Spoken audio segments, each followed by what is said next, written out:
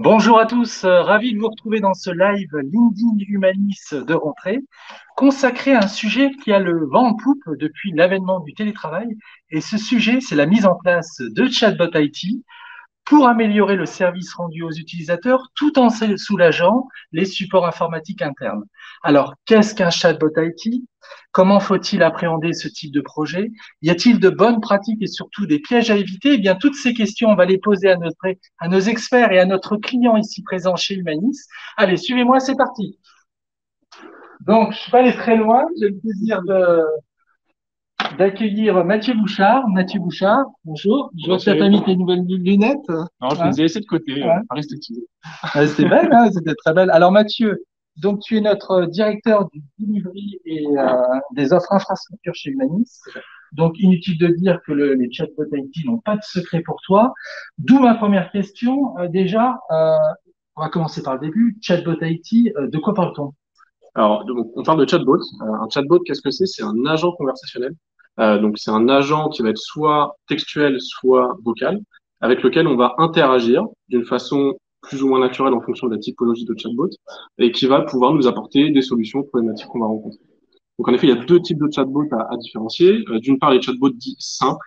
Donc, ce sont des chatbots qui ont des scénarios qui sont préconstruits. Et donc, on va se laisser guider par le chatbot dans une série de questions-réponses qu'on va pouvoir lui apporter au travers de clics et d'une certaine interface de type formulaire. Et puis, les chatbots intelligents, qui sont ceux dont on va parler essentiellement aujourd'hui, qui sont là des chatbots qui sont basés sur des nouvelles technologies, des nouvelles manières de concevoir des programmes informatiques tels que l'intelligence artificielle, le machine learning, l'interprétation du langage naturel, et puis un certain nombre d'axes d'automatisation qui vont y être adossés, qui vont surtout permettre à ces chatbots d'apprendre de manière autonome et de s'améliorer dans le temps en toute autonomie. Ouais, c'est même des chatbots très intelligents parce que moi j'ai le souvenir au début des chatbots, parfois on avait une expérience utilisateur un peu déceptive. Aujourd'hui, ça a totalement changé. Ah, tout à fait. On voit depuis quelques années, depuis 2, 3 ans, on a vraiment des chatbots qui sont extrêmement performants et sur lesquels on a des retours et de la satisfaction utilisateur qui sont Ouais, vraiment c'est ce que optimales. nous disent nos clients et on verra notre client s'il le confirme, mais Oui. ils sont totalement surpris par la capacité de ces chatbots en 2021. Alors, c'est quoi l'intérêt pour une entreprise de mettre en place un chatbot? Alors, des intérêts, ils sont forcément nombreux. Le premier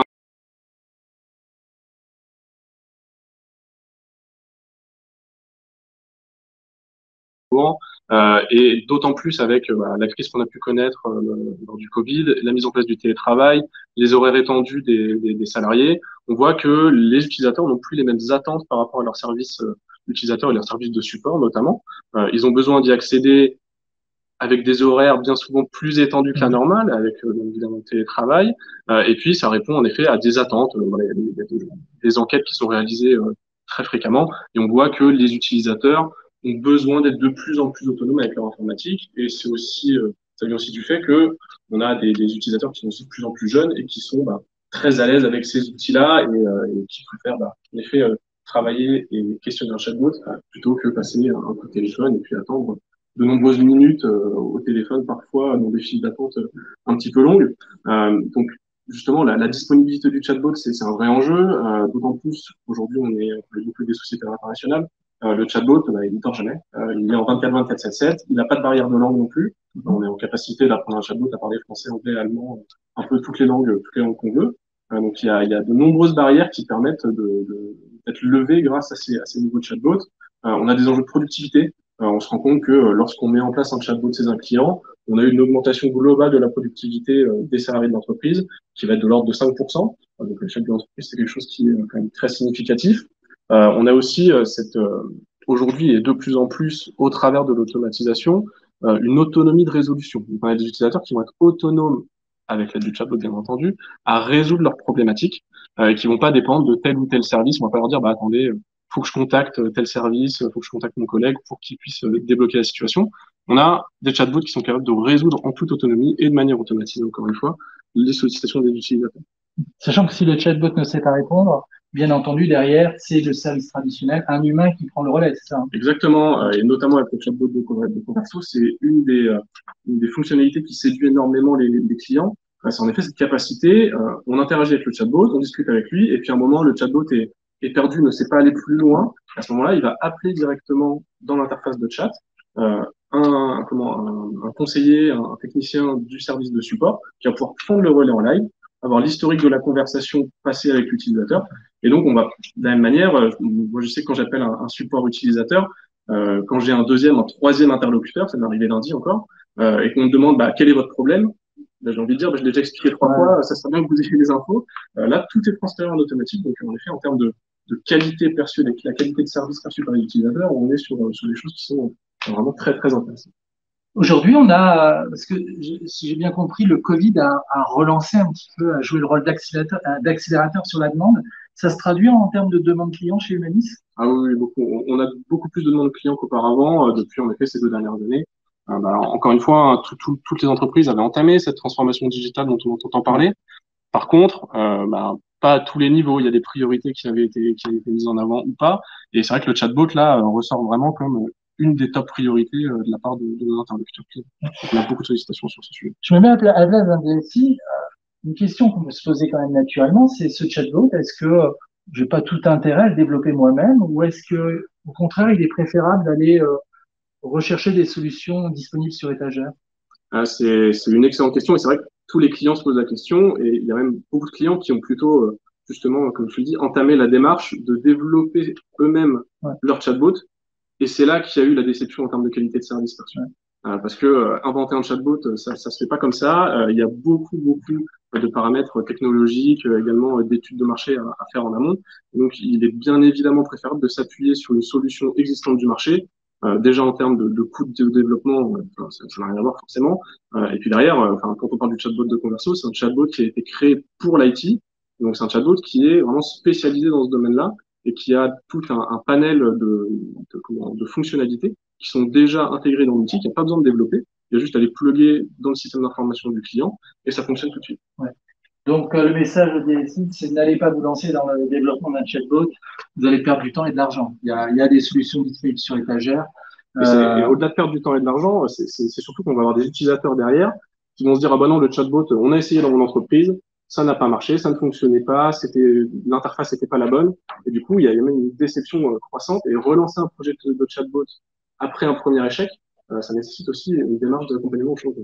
J'en profite pour interpeller nos internautes, hein. N'hésitez pas à réagir sur tout ce qui est dit. Si vous avez des questions, on les prendra tout à l'heure. Tu as cité 2 fois Converso. Alors, Converso, c'est un partenaire majeur d'Humanis, Oui. donc sur la partie chatbot. Donc, lorsqu'on a préparé ce live, tu as dit, moi, je souhaite que Converso participe, hein, en plus du client. Pour quelle raison? Converso, c'est une entreprise avec qui on a des ADN qui sont vraiment communs. Tout d'abord, l'ADN data, étant donné que pour construire le chatbot intelligent dont je parlais tout à l'heure, il faut parler data, il faut parler innovation, il faut parler machine learning, intelligence artificielle, automatisation. Et d'autre part, notre second ADN commun, c'est l'ADN qui va être autour du support utilisateur au niveau de l'IT, étant donné que c'est une de nos offres majeures au niveau du groupe. Et donc, on s'est tout de suite trouvé des points communs et on a vu une complémentarité au niveau de nos activités entre Humanis et Converso. Converso, c'est aussi une société française, ce qui nous a aussi énormément séduit. C'est une société qui est assez jeune, qui a 4 ans d'existence, pardon. On s'est connus dès le début, dès le lancement de Converso. On a tout de suite commencé à se rapprocher et à travailler ensemble. Et donc, voilà pourquoi on a choisi nous Converso. Et puis aujourd'hui, ça fait 4 ans qu'on travaille ensemble. Ça fait 4 ans qu'on met en place des projets, que nos équipes savent travailler, savent intégrer les chatbots, savent se servir des chatbots aussi en phase de run, en phase opérationnelle. Donc voilà pourquoi j'ai souhaité en effet que Converso soit présent avec nous aujourd'hui. Ce que je te propose, c'est de les accueillir. On va accueillir Bertrand Lafont. Bertrand, viens, je te propose une rejoindre. Mathieu, je te propose, si tu veux bien à côté de moi, Bertrand. Bonjour Cyril. Bonjour Bertrand. Bonjour Mathieu. Donc, bienvenue chez Humanis. Donc Bertrand, tu es le CIO et cofondateur de Converso. Alors, donc, il a fait un peu la vente déjà, Mathieu, hein. Il a bien vendu Converso, mais peut-être que toi, qu'est-ce que tu as envie de nous dire sur Converso? Avec plaisir. Donc, encore une fois, merci d'être ici. Merci à toute l'audience. Donc, Converso, c'est un éditeur de logiciels de solutions de bot. Comme l'a dit Mathieu, on existe depuis 4 ans en région parisienne. Et finalement, notre ADN et la mission, la raison pour laquelle on existe, c'est parce qu'on est là pour aider nos clients à résoudre des problèmes. notamment sur les fonctions de support employé. Et cette problématique, elle s'est accrue avec la pandémie. Avec la pandémie, quand les décideurs ont finalement dû envoyer tous leurs collaborateurs en home office, ils ont finalement touché du doigt que cette fonction support n'était pas du tout digitalisée. 90% des échanges et des demandes et des incidents qu'il va y avoir entre un utilisateur et son support, ça se passe au téléphone. Et donc, c'est une fonction qui est largement moins digitalisée que la relation client dans laquelle ils avaient énormément investi. Donc, pas de digitalisation, pas de data, pas d'automatisation. Et puis, d'autre part, ils ont touché du doigt aussi les aspects financiers, les aspects coûts, parce que ça coûte à peu près 300 € par an et par collaborateur pour effectuer un support complet des entreprises et du support aux utilisateurs. Donc, Converso, nous, on est là pour les accompagner. Et les 4 points de crédibilité qu'on a, le premier, c'est nos clients, parce qu'on a effectivement beaucoup de clients qui ont choisi Converso et qui ont choisi plutôt un buy d'une solution plutôt qu'un build. On a des clients maintenant à la fois des PME, des entreprises de moins de 1000 collaborateurs, comme des très grandes organisations avec plus de 50 000 collaborateurs. On a des sociétés de tout secteur, à la fois du secteur public et du secteur privé. On a des clients français, on a des clients en Angleterre, aux États-Unis, en Australie. Donc, on voit cette généralisation de la demande. Tous ces clients nous ont benchmarké face à des acteurs, face à des GAFA américains, souvent Microsoft, Virtual Power Agent, Amazon ou Google Dialogflow. Et donc, on est très fiers que ces sociétés nous aient choisis. Puis, des analystes aussi indépendants ont classé, benchmarké Converso face à ces plateformes des GAFA. Et puis, c'est la certification qu'on a qui témoigne de la sécurité de notre solution, de la scalabilité, des certifications qu'on a eues par ServiceNow, par Microsoft, par Atlassian, parce qu'on a des très fortes intégrations avec ces solutions pour avoir des process end-to-end. Et puis enfin, c'est notre écosystème, c'est vous avec lesquels on travaille depuis plus de 4 ans. Et puis, Converso a aussi rejoint et a été référencé dans le catalogue de la DINUM, aussi référencé et choisi au sein du contrat de l'UGAP, et aussi a rejoint le hub Francia, qui est le hub et l'ADN IA de Converso. Alors, on a envie d'en savoir plus sur la solution Converso. Donc, en quelques mots, si tu pouvais nous la présenter, Bertrand. Alors oui, ce qui est très intéressant, c'est finalement, avec le Covid aussi, cette problématique, les clients sont devenus beaucoup plus matures sur leurs attentes et ce que doit faire une solution pour les métiers, une solution sans code, où on va pas avoir un curseur sur le développement, mais bien sur la transformation digitale. Le premier point, c'est qu'ils ont vu leurs utilisateurs migrer massivement sur les plateformes collaboratives que sont Teams, que sont Slack, que sont Google, en complément des portails. Et donc, ce qu'ils souhaitent, c'est que le bot puisse offrir une expérience multicanale dans ces espaces pour leurs collaborateurs et également avec le canal voix. Le bot est un outil qui va diagnostiquer, qui va essayer de clarifier. Et au-delà de la capacité à répondre à des questions fréquentes que l'on va pouvoir faire, il cherche de l'automatisation. Dans le cas de la réponse aux questions fréquentes, la différenciation de Converso, c'est le fait qu'on va pouvoir utiliser toutes les connaissances qui existent dans l'entreprise. Pas celles qu'on met dans le bot, mais celles qui sont dans une base SharePoint, dans une base ServiceNow, dans une base Confluence et même à l'extérieur de l'entreprise, parce que le bot est capable de crawler le web pour aller chercher ces réponses.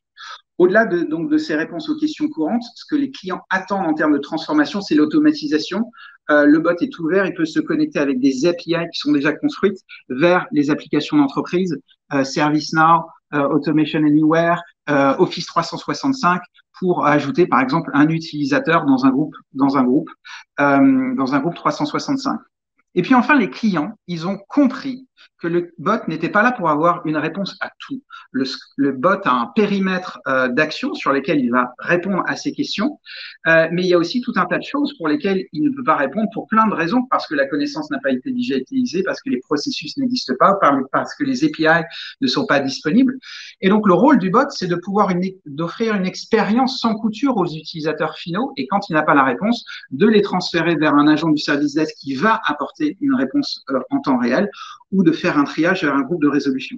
Et ce qui est fondamental dans la solution Converso, c'est qu'en fait, toute la data qui va être échangée entre l'expert du service desk, le métier et l'utilisateur, elle va être réutilisée pour améliorer le bot, augmenter son efficacité et la portée de son ROI.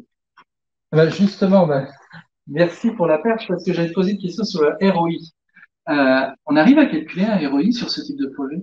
Oui, alors c'est des questions fondamentales qu'on a avec nos clients. Comme je disais, on est moins sur des projets technologiques et on est plus sur des projets de transformation et des projets métiers. La première discussion qu'on a avec nos clients sont les indicateurs de performance qu'ils veulent changer. Ça peut être des indicateurs de performance sur la qualité de leurs données, sur le temps de traitement d'un incident ou d'une demande, ou sur le niveau en fait des appels à leur service desk qu'ils vont pouvoir réduire parce qu'ils vont confier ces appels à un bot.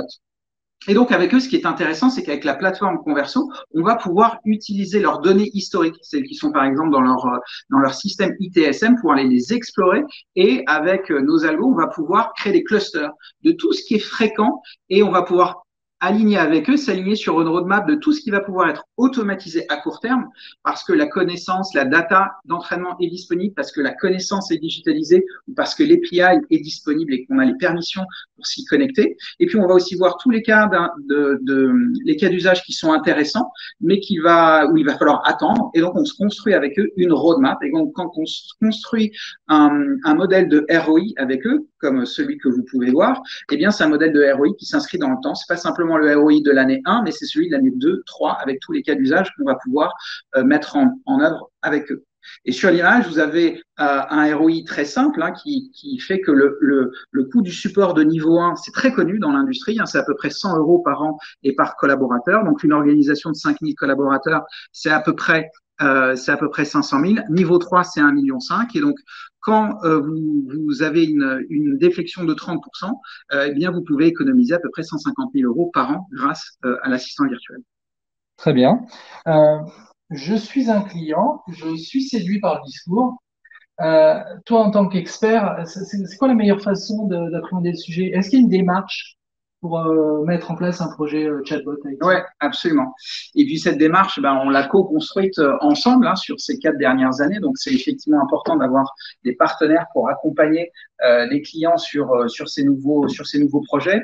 On a fait plus d'une cinquantaine de projets chez Converso et certains avec vous, qui soient dans le cloud, qui soient on-prem, qui soient pour une géographie, de multiples géographies. Donc on a été confronté à finalement énormément de challenges, aussi de sécurité.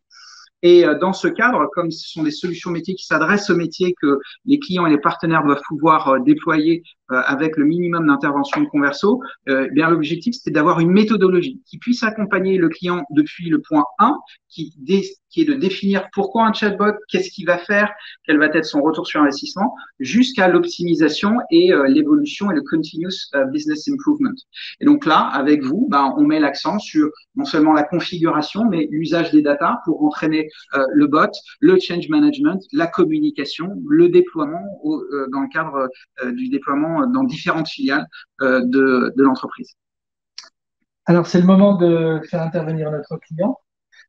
Donc, peut-être avant je vois qu'il s'échauffe, là, il est prêt.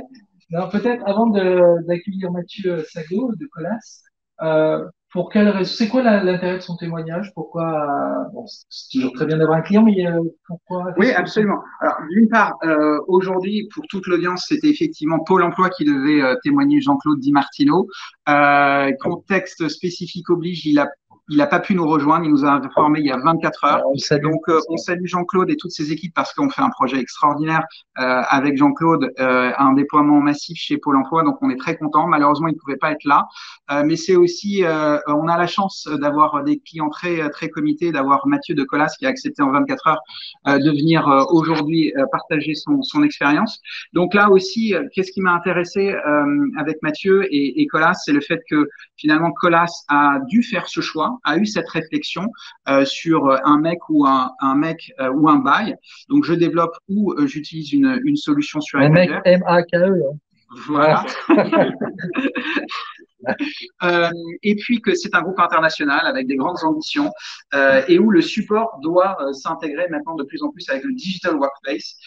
Et donc, je suis ravi de pouvoir accueillir Mathieu qui a déjà passé un certain nombre d'échéances critiques dans son projet, puis qu'il y en a d'autres qui arrivent à très court terme. Et donc, il va pouvoir nous donner une réflexion très pratique. Et en plus, c'est quelqu'un du métier, il n'y a pas de la technologie. Et donc, c'est très intéressant d'avoir Mathieu et sa vue projet et métier. Bienvenue Mathieu. Et pendant que vous vous installez, Je rappelle pour celles et ceux qui nous rejoignent là, sur LinkedIn, nous sommes en live depuis les locaux d'Humanis pour une émission consacrée au chatbot IT. Dans quelle mesure aujourd'hui les nouveaux chatbots IT permettent de soulager votre support informatique interne tout en garantissant bien entendu la satisfaction de vos utilisateurs. Et donc, on a la chance, et je le remercie. Alors, on va quand même saluer Jean-Claude Di Martino, qui avait, en plus, on avait très bien préparé le. Donc, merci, et puis à très bientôt. Donc, on a encore un plus grand merci à Mathieu qui, du jour au lendemain, a accepté donc de témoigner. Hein. Donc, c'est la preuve que chez Converso, on a beaucoup de clients satisfaits, hein, parce que du jour au lendemain, hop, on. Donc, Mathieu, vous êtes Knowledge Manager et responsable du projet Chatbot IT au sein de l'entreprise Colas. Alors peut-être avant de nous raconter un petit peu l'histoire, ce que je vous propose, c'est peut-être dans un premier temps de vous présenter. Voilà, donc moi je suis knowledge manager pour Colas depuis à peu près 2 ans et demi. Je suis rattaché donc aux équipes support. Donc à ce titre-là, effectivement, je travaille sur la partie knowledge dans ServiceNow, qui est notre outil TSM. Et puis également, j'ai un rôle au niveau du support, parce que c'est moi qui administre l'arbre de décision. Donc tous les scripts sur les agents du N1 qui les renvoient effectivement vers principalement des KB justement ServiceNow, ou effectivement vers les bons groupes d'escalade avec les bons prérequis. Donc ces deux casquettes à ma fonction. Et alors, juste Colas, alors c'est vrai qu'on connaît parce que on voit souvent, on voit souvent le logo Colas, mais peut-être pour celles et ceux qui ne seraient pas d'activité de Colas, c'est un géant du BTP, c'est ça? C'est ça. Alors en fait, on est une filiale du groupe Bouygues. L'activité principale de Colas, effectivement, c'est tout ce qui est construction routière. Donc effectivement, on croise assez souvent sur les travaux de voirie le petit logo Colas qui est là. Ils sont par exemple sur le tram T3 au niveau de Saint-Germain. Donc ça, c'est la grosse activité du groupe. Ensuite, il y a tout ce qui est granulat avec les carrières qui posent des granulés, des granulats. Et puis la partie aussi poste enrobé. On travaille avec le bitume, en fait. Et puis la dernière activité du groupe Colas, c'est la partie Colas Rail, qui gère par exemple notamment en France, c'est eux qui gèrent les travaux du RER tous les étés. D'accord. Et vous, sur la partie helpdesk, vous gérez à peu près combien d'utilisateurs? Alors en France, on a à peu près 14 000 utilisateurs, sachant que globalement dans le monde, Colas, c'est à peu près 50 000 collaborateurs, sont présents dans 50 pays. D'accord. D'accord. Alors, pour celles et ceux qui veulent aller voir le profil de Mathieu sur LinkedIn, moi, ce qui m'a amusé, entre guillemets, c'est que dans votre profil, vous avez écrit nous avons lancé cette année un projet Chatbot IT en 2021 avec la solution Converso. Donc, nous, ce qu'on a envie de savoir, c'est qu'est-ce qui a déclenché, hein, donc c'est un projet assez récent, qu'est-ce qui a déclenché cette idée de, tiens, il faut qu'on lance un Chatbot IT? Alors, c'est un projet qu'on a lancé récemment, mais qu'on a en tête depuis quelques années. C'est un petit moment qu'on y réfléchit. On avait commencé à regarder côté ServiceNow. Il y a 2-3 ans, la solution n'était absolument pas aboutie, elle n'était même pas localisée en français, et je parle même pas des tarifs. Donc on a commencé à regarder, et puis après, l'année dernière, il y a le Covid qui est arrivé, donc on devait lancer le chatbot en 2020. Le Covid est arrivé, et nous, ça nous a encore parlé parce que on avait des soucis budgétaires. Donc finalement, on a démarré cette année. Nous, on avait effectivement 2 objectifs.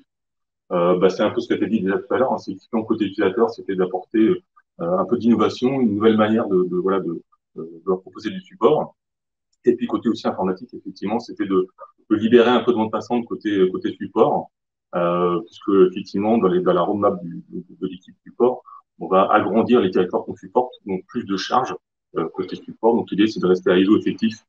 Voilà. Et que le bot, effectivement, aide à prendre en partie cette charge. Pour faire plus avec la même équipe. Voilà. Bon, c'est souvent le problème de beaucoup d'équipes. Hein, mais, et donc là, le chatbot IT arrive en complément. Donc, vous avez choisi la solution Converso. Vous aviez testé d'autres solutions et surtout, ce qu'on a envie de savoir, c'est pourquoi, qu'est-ce que vous recherchiez et quels étaient vos critères?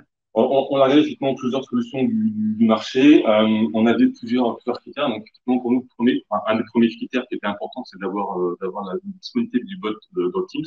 Teams, ça fait 1 an et demi que c'est déployé chez nous, que tout le monde l'utilise. Donc, voilà, il y a vraiment cette notion d'outil transversal que tout le monde connaît. Donc, pour nous, c'est important qu'il soit exposable dans Teams.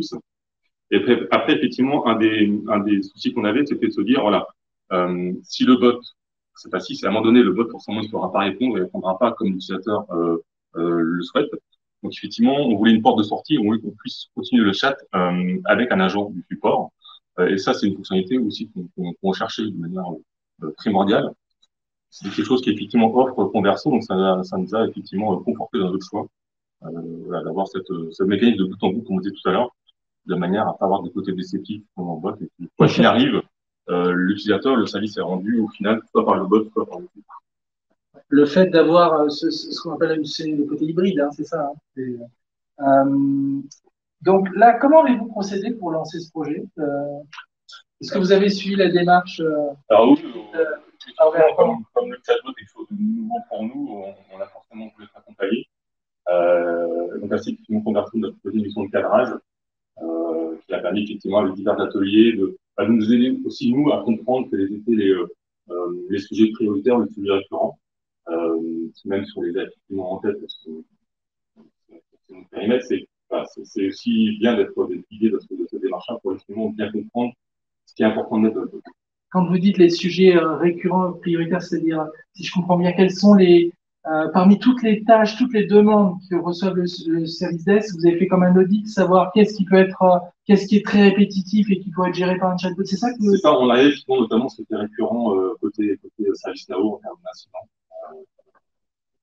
On va dire, voilà, ça, c'est un sujet qui est très souvent. On est comme tout le monde, on a les classiques de mots de passe, les problématiques de bureautique, d'impression, de VPN aussi, pour le coup, qui ont été très importantes depuis le Covid. Donc voilà, c'est tous ces sujets qu'on a identifiés, qu'on a effectivement à prioriser et à mettre les sujets les plus importants sur lesquels il est le plus immédiat et pas se disperser sur. D'accord. Et ça peut représenter un volume important, sur 100 sollicitations. En moyenne, il y en a combien qui peuvent être traités par un chatbot? Alors c'est une bonne, ça va effectivement dépendre du niveau de digitalisation du client, c'est-à-dire la data qui permet de comprendre ce qui est fréquemment demandé, d'accord, avec de manière objective.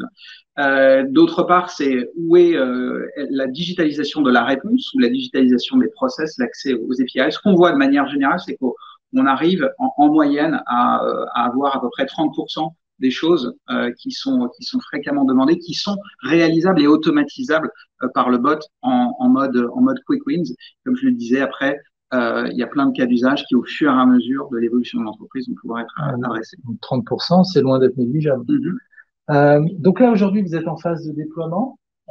Quels sont vos prochains défis? On lance donc un premier pilote utilisateur la semaine prochaine. On aura effectivement le premier contact de l'utilisateur avec le chatbot. Donc, on a beaucoup communiqué sur ce sujet cet été pour justement les préparer à l'arrivée de notre chatbot qui s'appelle Sam. On l'a personnalisé, ils ont choisi l'avatar du chatbot. Donc, l'idée, on a vraiment beaucoup joué sur l'idée qu'effectivement, c'était comme un nouveau collaborateur qui arrivait au sein de nos équipes, voilà, qu'il était là 24/24, 7/7, mais aussi, surtout, qu'il débutait. Donc, il a appris, il s'est formé cet été, il a donné des nouvelles au cours de l'été aux collaborateurs. Et voilà, donc on essaie vraiment sur le fait qu'effectivement, il ne saura pas répondre à tout, que c'est normal, mais qu'on a effectivement pris ce cas de figure, et que de toute manière, s'il ne sait pas répondre, il le transfère à un agent de support avec qui ils ont l'habitude d'échanger. Donc, voilà, il n'y aura pas de discontinuité, il n'y aura pas de point de blocage, il n'y aura pas de boucle. Quoi qu'il arrive, c'est un agent du support. Oui, vous me disiez que pour vous, ce qui était très important, c'était surtout pas de survendre le chatbot, parce que si on explique que c'est un magicien, il saura répondre à toutes les demandes, on ne peut générer que de la déception. Donc, c'est la communication sur ce type de projet, au conduit du changement, est fondamentale. Oui, c'est comme on l'a dit, c'est des nouveaux usages. Il y a eu une très forte usage du téléphone. Je le rappelais en début d'entretien, la plupart du temps, quand on engage avec nos clients, on s'aperçoit que 80% des sollicitations passent par le téléphone. Donc, les gens étaient habitués à utiliser le téléphone. Donc, on passe sur un nouvel usage. Il faut l'expliquer, mais il faut que cet usage soit le plus simple possible, que l'expérience soit la meilleure possible. Et cette digitalisation, elle crée de la donnée qu'on n'avait pas avant au travers des centres de contact employés. Et c'est cette donnée que maintenant les outils vont pouvoir utiliser pour s'améliorer. Et c'est ça la grande, la raison pour laquelle les clients sont maintenant très optimistes sur le fait qu'ils vont pouvoir utiliser les bots, c'est que on était dans un environnement small data, de la donnée très peu qualitative, et qui voit qu'avec cette boucle D'accord? On va pouvoir générer beaucoup plus de données expertise validées par les experts en temps réel quand ils dialoguent avec les utilisateurs et que ça améliore immédiatement, très rapidement. Pour vous donner une data qui n'est pas celle de Colas, hein, mais on avait Veolia dans un précédent événement. Veolia, ils ont démarré avec un taux de déflexion de 30% et maintenant, ils sont plus aux alentours de 40-45%.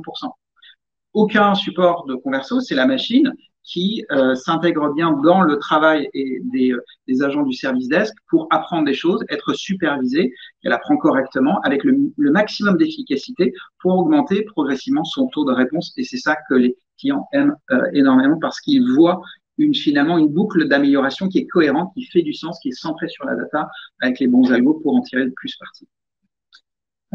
Mathieu, vous, quel conseil vous donneriez à un client un futur client Converso qui souhaite se lancer sur Humanis, Converso Humanis, qui souhaite se lancer sur un projet de chatbot IT, quel conseil vous donneriez? Je ne vais pas être très original parce que sinon je vais répéter un peu ce qui a déjà été dit, mais pour le coup, c'est du vécu. Effectivement, on a d'ailleurs dans notre cas une autre équipe qui souhaitait aussi monter un chatbot. Et puis qui s'est dit, bah voilà, il y a les outils Microsoft, on les a dans Office 365, c'est dans le package, allons-y, on va développer ce chatbot de notre côté sur un coin de table. On a appris ça, on leur a dit, bah, écoutez, nous, on est plutôt parti sur une autre option, on est parti sur un éditeur, on a fait quelques démos, etc. Donc on les a convaincus sans trop de peine que effectivement c'était beaucoup plus simple et beaucoup plus facile de partir avec un outil du marché. Parce qu'il y a déjà tout le socle de base qui est programmé. Et puis surtout, ce qui est important, c'est que au-delà de l'outil, ce qui est important, c'est le côté fonctionnel. C'est-à-dire que quand on ne connaît pas le chatbot, c'est un univers qu'on découvre, il y a plein d'erreurs qu'on peut faire, notamment de se dire, je vais en mettre le plus possible pour que le bot sache répondre à plus de choses possibles. Et ça, c'est pas la bonne idée. La bonne idée, c'est vraiment d'avoir, comme on disait, finalement, un périmètre qui soit relativement réduit. Alors même si naturellement, on a toujours envie de dire, non, je vais en mettre plus, mais voilà, en mettre moins, mais que ce soit un périmètre qui soit bien rodé, sur lequel il répond bien. Et après, effectivement, bah, c'est l'amélioration continue. Hein. C'est ce qu'on disait, que de toute façon, le bot s'auto-alimente directement, puisque on a effectivement toutes les conversations entre le bot et les utilisateurs. Et donc, on voit ce qui sait répondre et on voit ce qui sait pas répondre. Et pour ce qui sait pas répondre, on se dit, bah, tiens, là, j'ai pas la réponse. Peut-être que sur ce sujet fonctionnel-là, il faut que je vois le métier, il faut que j'ajoute des choses. Ah, tiens, il manque une application. Enfin, voilà, c'est vraiment, c'est un peu un cercle vertueux où le bot s'auto-alimente finalement. Alors, bien sûr, il s'alimente pas tout seul. Il faut dire qu'il y ait des humains qui lui donnent les réponses. Mais voilà, il y a ce cercle vertueux qui est assez magique. Mathieu, on me demande, parce qu'on va commencer à prendre des questions, donc je vous invite à poser toutes vos questions. Hein. On n'utilisera pas nos jokers. Donc il y a une première question pour Mathieu. Combien de techniciens avez-vous en niveau 1? On a une trentaine d'agents. D'accord. Qui sont basés à Clermont. D'accord. Aujourd'hui, la majorité des chatbots assurent un support niveau 1 et 2. Quel est le pourcentage des demandes traitées par le chatbot aujourd'hui? Quel était le pourcentage il y a 5 ans? Donc là, c'est plutôt une question de marché. Ouais. Je vais reposer la question. Aujourd'hui, la majorité des chatbots assurent un support de niveau 1 et 2. Quel est le pourcentage de demandes traitées par le chatbot aujourd'hui? Quel était le pourcentage il y a 5 ans? D'accord. Oui, donc ce que je pouvais partager sur des clients comme Veolia qui ont des datas officielles et qui communiquent. Donc nous, on a commencé il y a 2 ans. Donc il y a 2 ans, on était un peu en dessous des 30%. Maintenant, ils sont plus proches des 45% de taux de déflexion. Le reste sont des demandes qui arrivent au bot et qu'on a décidé de router directement vers un groupe de résolution spécifique parce que trop complexe ou parce que le bot n'a aucun moyen d'apporter un support parce que les connaissances n'existent pas, etc. Donc, je pense qu'il y a 5 ans, nous on a démarré il y a 5 ans, donc évidemment, je pense qu'on était sur des niveaux qui étaient beaucoup plus faibles. Mais le point qui a énormément changé et nous, c'est la problématique de base qu'on a eue quand on est rentré sur ce marché il y a 4 ans, c'est que c'était beaucoup trop cher et beaucoup trop compliqué en fait de maintenir un bot, de lui faire apprendre et de le maintenir. J'ai discuté avec des clients qui ont démarré il y a 8 ans, qui sont en ligne et qui étaient partis sur d'autres technologies. Et en fait, leur gros problème, c'est le TCO global de la solution, parce qu'on pouvait augmenter le taux de réponse, mais au prix d'efforts qui étaient colossaux. Là, tout l'enjeu de la plateforme, du travail qu'on fait, c'est de s'ancrer sur la data, d'accord, et de faire le plus possible pour que ça soit le plus automatisable possible et que ça s'intègre le plus simplement dans le parcours des gens qui ont les réponses et qui vont les digitaliser progressivement et sur lesquels le bot va pouvoir apprendre simplement. Donc, il y a vraiment un élément de coût qui est très important dans la maintenance d'une solution de bot, et c'est là où notre TCO est extrêmement compétitif. Comment se fait la tarification Converso? C'est au chatbot? Alors, la tarification Converso, c'est effectivement une souscription, d'accord, qu'on soit finalement on-prem ou dans le cloud. C'est une souscription mensuelle qui va être basée sur des indicateurs qui peuvent être sur des métriques qui vont être liées à l'usage du bot, ou qui peuvent être liées au bot en fonction des configurations du client. Je vous invite à poser vos questions. C'est le moment de la session questions-réponses. Alors moi, j'avais préparé quelques questions, mais alors, je veux dire, mais l'avantage c'est que vous connaissez pas les questions. Donc, est-ce que c'est simple pour un knowledge manager de s'approprier la solution Converso? Il y a une petite étape de prise en main, mais comme je dirais comme tout outil. Après, effectivement, une fois qu'on a bien compris la façon de fonctionner et puis les différentes possibilités offertes par l'outil, voilà, c'est du drag and drop, donc il y a zéro développement, donc c'est plutôt voilà, une fois qu'on s'approprie les modes de fonctionnement, voilà, moi je suis autonome à 95% sur le sujet.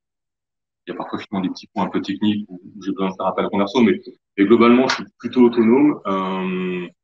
Voilà, donc il y a comme tout outil une phase d'application à faire, mais ça se fait plutôt bien.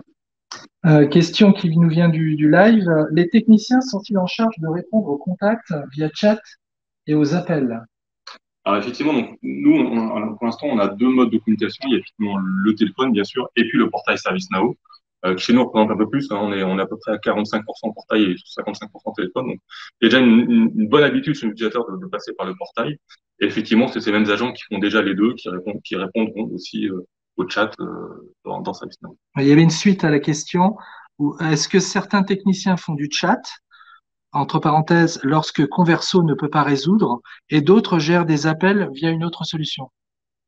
Alors, en fait, c'est la même solution. Côté agent, tout se passe dans ServiceNow. C'est-à-dire que le chat est dans ServiceNow, les incidents sont dans ServiceNow. Donc, pour eux, c'est le même outil. Après, effectivement, pour l'instant, ce qu'on a décidé de faire, c'est de dédier un certain nombre de techniciens à la partie chat. Alors après, effectivement, on verra une fois en production comment ça se déroule.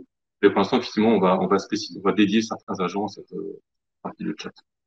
Toujours une question du live. Quelle est la charge de maintien de la base de connaissances du chatbot en mode récurrent chez Colas?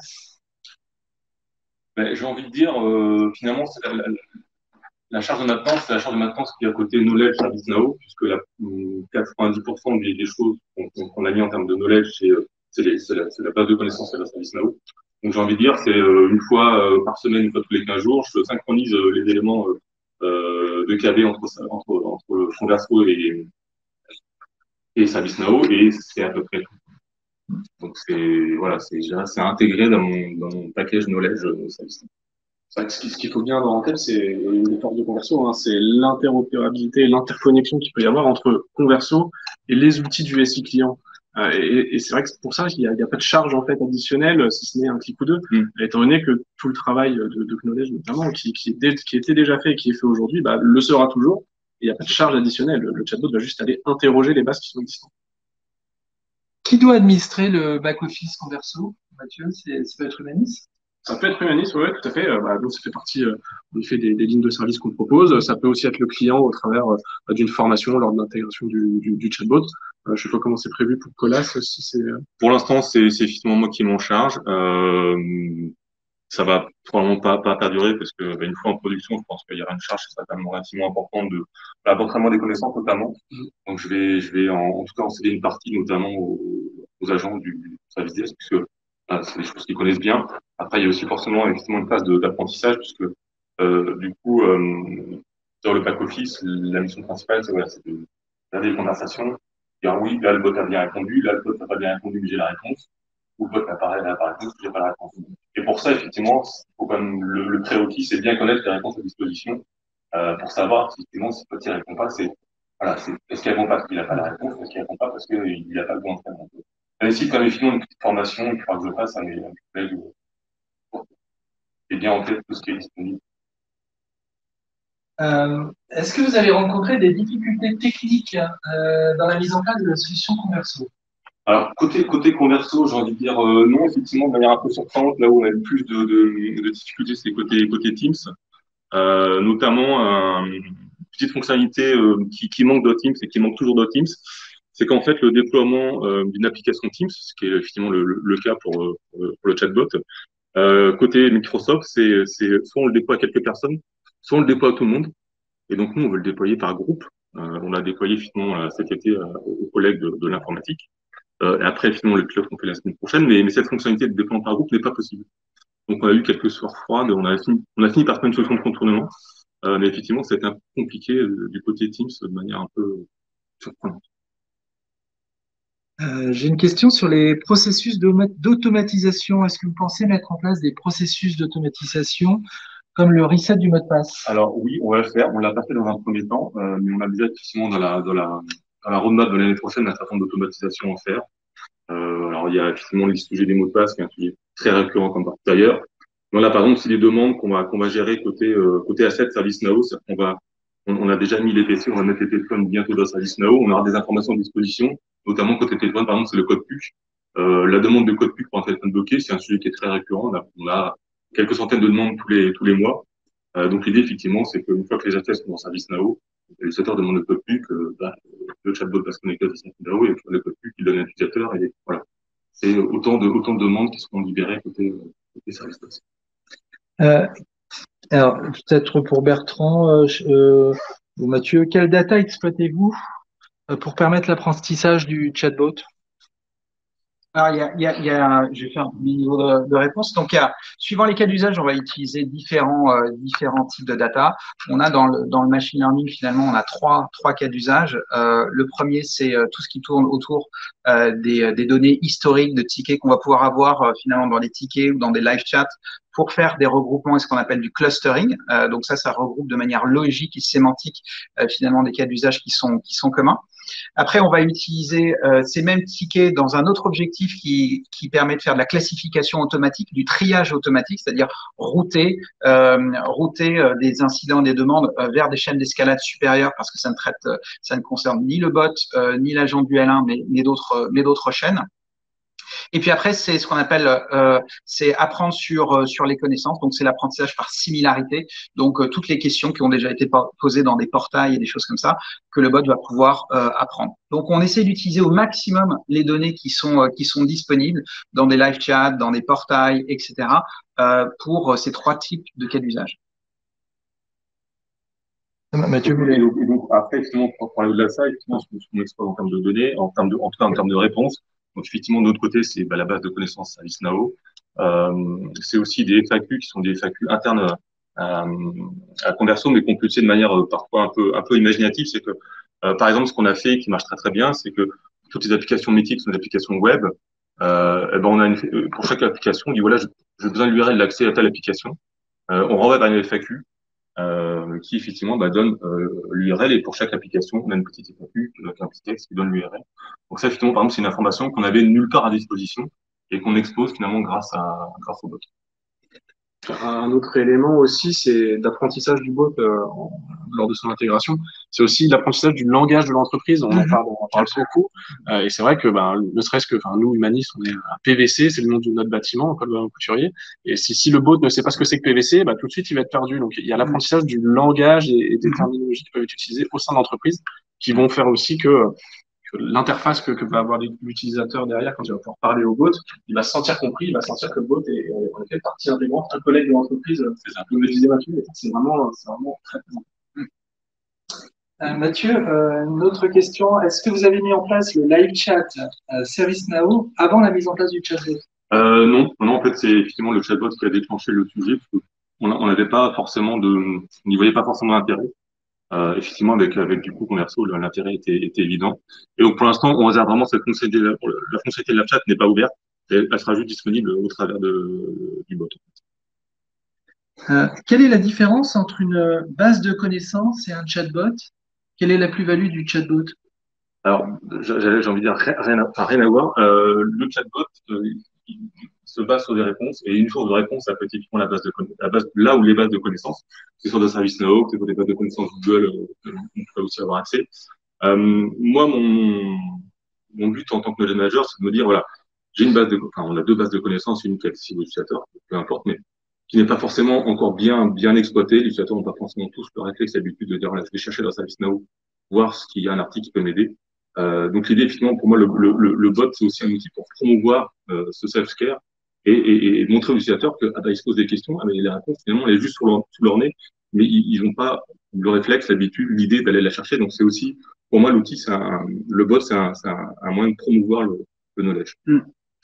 Et puis, je trouve que ce qui est intéressant, c'est l'évolution, le changement. C'est-à-dire que dans le knowledge, il y avait aussi finalement le challenge pour un knowledge manager de rédiger un article de connaissance qui allait prendre en compte tous les cas et les différents contextes d'un utilisateur. Et donc, on pouvait se retrouver avec des articles de connaissances qui pouvaient faire plusieurs pages. On a vu chez des clients plusieurs dizaines de pages. Donc, c'est effectivement pas simple pour un utilisateur, si on veut l'accompagner pas à pas, et qu'on est un utilisateur non averti, non IT, de se retrouver avec tous ces contextes. Ce que permet le bot, c'est finalement de clarifier, d'utiliser des informations qui sont à sa disposition pour déjà comprendre le contexte de l'utilisateur ou de lui poser des questions qui vont lui permettre d'affiner et d'aller chercher en fait l'élément de réponse unique qui fait du sens dans un article qui fait plusieurs pages, mais d'aller chercher la réponse qui convient uniquement à cet utilisateur et pas aux autres. Donc cet accompagnement pas à pas, finalement, il va augmenter la performance du knowledge dans le self-service, l'impact du knowledge. Et puis on voit que le bot, ça permet de capturer un nouveau knowledge, celui qui est dans la tête des agents, mais qui n'est pas encore en fait formalisé et structuré. Et c'est celui-là qu'on va aussi pouvoir, grâce à cette nouvelle data générée dans les messageries instantanées, le transformer plus rapidement en knowledge, en des réponses précises pour des cas d'usage très très précis pour les utilisateurs. Est-il préférable de se faire accompagner par un intégrateur pour la mise en place de ce type de projet? Moi, ma réponse en tant que client, elle est oui. Encore une fois, je le disais tout à l'heure, démarrer un projet sans chatbot sans avoir un support fonctionnel de quelqu'un qui l'a déjà fait, qui connaît justement les pièges à éviter, etc. Pour moi, c'est primordial. Si, comme je disais tout à l'heure, développer un chatbot sur son bureau avec les outils disponibles Microsoft, pour moi, c'est 100% d'échec garanti parce qu'on va faire des erreurs, on va prendre des mauvaises décisions, ce qui est normal. Et comme je disais tout à l'heure, c'est que le problème, c'est qu'une fois qu'on est déceptif sur un chatbot, derrière, faut sortir les rames pour revenir avec un nouveau projet de chatbot. Même si le deuxième projet, il sera abouti, il sera bien, il sera super, derrière, il faudra se coltiner tous ceux qui ont dit, bah non, le chatbot, on l'a testé, c'est nul. Et là, c'est compliqué. Donc là, s'il y a des DSI qui ont commencé à développer, arrêtez tout, arrêtez tout. Bertrand, c'est une question que je rajoute. Toi, quel regard portes-tu sur la liste? Écoutez, sur Humanis, c'est la fidélité. C'est un partenaire avec lequel on a beaucoup appris. Comme toute société qui démarre, on a besoin de s'inscrire dans la continuité.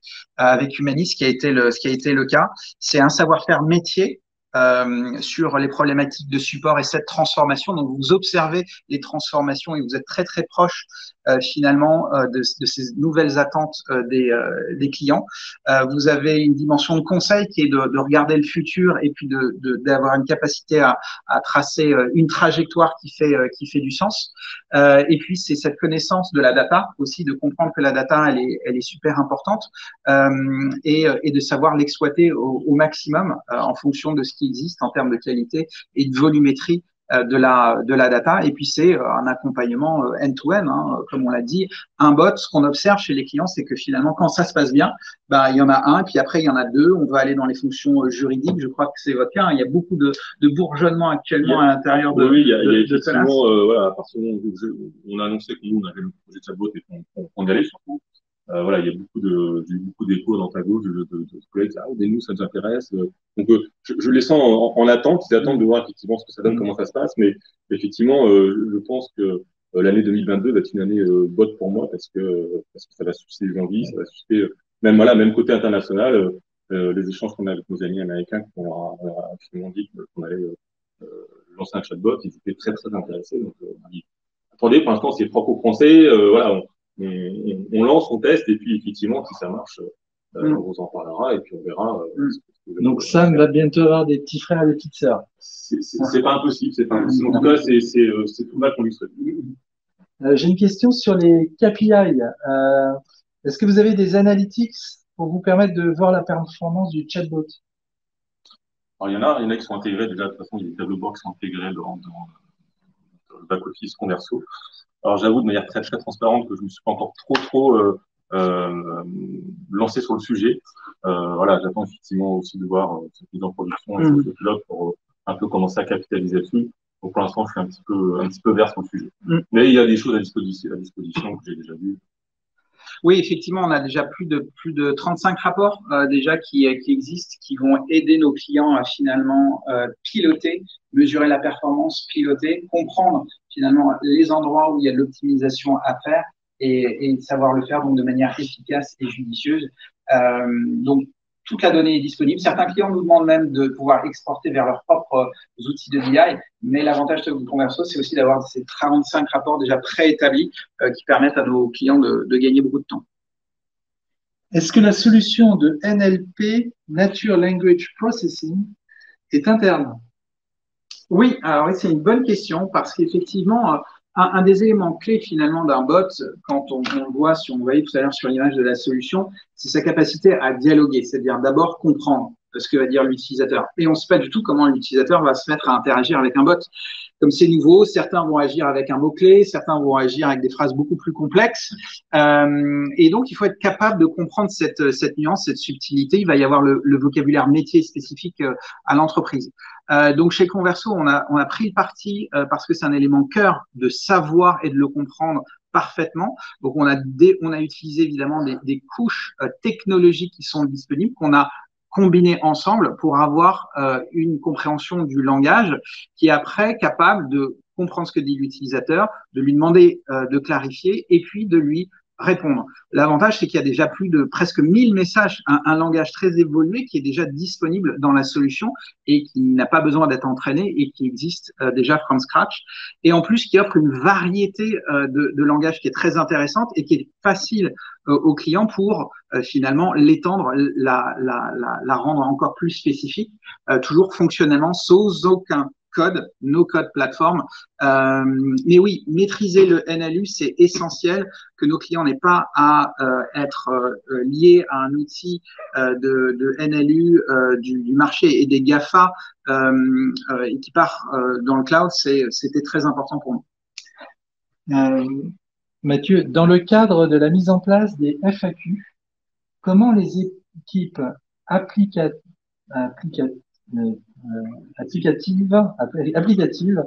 ont-elles appréhendé la démarche chatbot?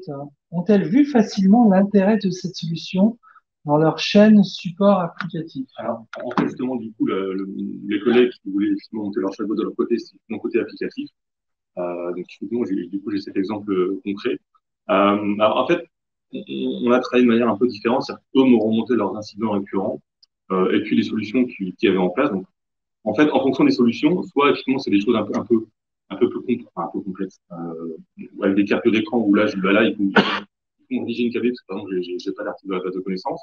Où là, effectivement, c'est juste une phrase ou deux phrases. Bah voilà, là, c'est simple. Je crée une FAQ dans Converso.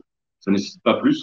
Donc, en fait, c'est plus moi qui ai ajusté finalement la réponse la forme de la réponse finalement à ce qu'il proposait comme réponse.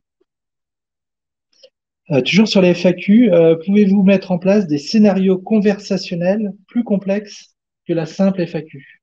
Oui, on a des workflows en fait, qui permettent de faire ça. Donc, on en a fait effectivement plusieurs, donc notamment comme tout à l'heure sur les problèmes de VPN.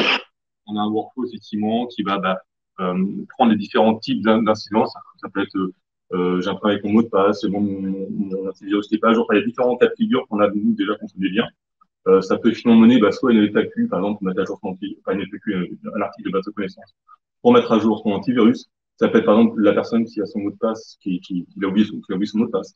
Voilà, par exemple, ça va passer par le niveau 1 parce qu'on n'a pas encore d'automatisme, mais voilà, on peut finalement faire des workflows qui eux vont faire appel à toute la réponse qui sont possibles, les calculs, les bases de connaissances. Donc on est très, très facilement. Je vois là, il est 11h55, hein, nous sommes le 9 septembre, donc on est bien en direct, hein, c'est pas enregistré. Je pense que c'est le moment de conclure et peut-être la question que j'ai envie de vous poser, c'est est-ce que vous auriez un dernier message à faire passer à toutes celles et ceux qui nous ont regardés, donc principalement des clients qui s'interrogent sur les chatbots IT. Je sais pas qui veut prendre la parole. Je peux commencer. Le message, c'est que c'est le bon moment pour passer le cap. On voit qu'on a notamment un partenaire aujourd'hui, Converso, qui a un outil qui est extrêmement évolué, qui est facile à prendre en main, qui est très facilement interopérable, interconnectable avec toutes les briques du SI des clients, avec les outils ITSM les plus répandus du marché également. Et on a aujourd'hui des capacités d'automatisation qui font que le ROI, il est instantané, en fait. À partir du moment où on met le chatbot, il y a un ROI qui se dégage instantanément pour l'entreprise cliente. Donc, je pense qu'on a vraiment atteint un niveau de maturité, et t'en parlais, Bertrand, tout à l'heure, il y a une rupture qui s'est faite il y a quelques années, qui fait que avant ça coûtait très cher de dégager un ROI, maintenant le ROI il est instantané, et il est en plus en constante évolution et en amélioration constante au fil des années, au fil de l'apprentissage du chatbot, et puis également avec les solutions d'automatisation qui elles aussi évoluent de leur côté, donc c'est encore plus facile d'automatiser avec le temps. Donc le moment c'est maintenant. Tu devrais faire de la politique. Oui, alors effectivement, pour moi, ce qui est important, c'est que nous, c'est vraiment un projet très très fonctionnel, donc il faut être au cœur des gens qui font le support pour le faire, donc ce qui est mon cas moi, mais voilà, il faut pas oublier cette dimension-là. Et puis encore une fois, le conseil, c'est voilà, c'est de pas vouloir trop mettre de choses dans le chatbot, et puis surtout de ne pas partir seul sur les chatbots, parce que c'est un sujet qui est complètement différent, qui est nouveau, donc il faut aussi voilà, se faire aider et entendre, écouter les bonnes pratiques pour pas partir d'une mauvaise direction, encore une fois. Pas jouer aux apprentis sorciers. Voilà, et un chatbot qui va se planter, c'est beaucoup de problèmes après pour les prochains qui viendront derrière, comme on le disait tout à l'heure. Oui, moi, en conclusion, je suis vraiment extrêmement content d'accompagner et que Converso puisse accompagner les collaborateurs de toutes ces grandes entreprises vers une meilleure expérience, parce que franchement, on l'a vu quand on est arrivé dans ce métier qu'on connaissait pas du tout. Comme je vous l'ai dit, c'était quelque chose qui était beaucoup plus pauvre et moins riche en termes de digitalisation que toute l'expérience du client. Donc, on est très fiers de pouvoir aider les entreprises à se moderniser parce que la relation employée, elle est fondamentale, et encore plus en période de pandémie, et que c'est le moment d'y aller. Très bien, je tenais à très sincèrement vous remercier d'avoir joué le jeu du live. Je remercie aussi bien évidemment tous les internautes qui nous ont regardés. J'espère que ce live déjà aura répondu à l'ensemble de vos questions et surtout vous aura donné envie peut-être de lancer un projet de chatbot IT avec Humanis et Converso. Pour ce qui me concerne, je vous donne rendez-vous le mois prochain pour un prochain live qui sera consacré à la massification des prestations informatiques. Vous verrez, c'est un sujet même si on en parle déjà depuis pas mal d'années, c'est un sujet qui évolue. Donc rendez-vous au mois d'octobre. Je connais pas encore la date, mais en attendant, restez connectés et merci à tous. À bientôt.